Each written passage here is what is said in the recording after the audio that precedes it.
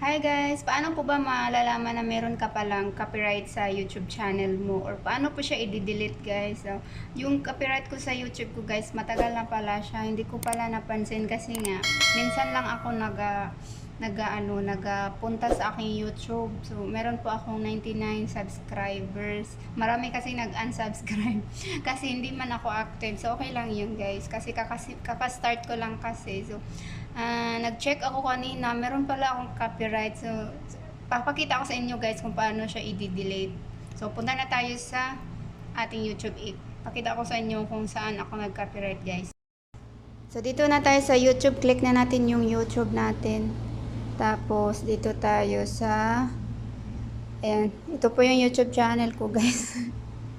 I-view natin click natin tong view channel. Ayan, tapos manage, click natin tong manage video. Ayun. Dito natin makikita, guys. So, ayan, konti lang yung viewers ko, guys, ha. Hindi kasi ako active. Ayan, hanapin natin dito. Makikita dito, guys, na meron tayong copyright. So, matagal na pala yung copyright. Meron nga iba, guys, so wala akong view. Walang viewers.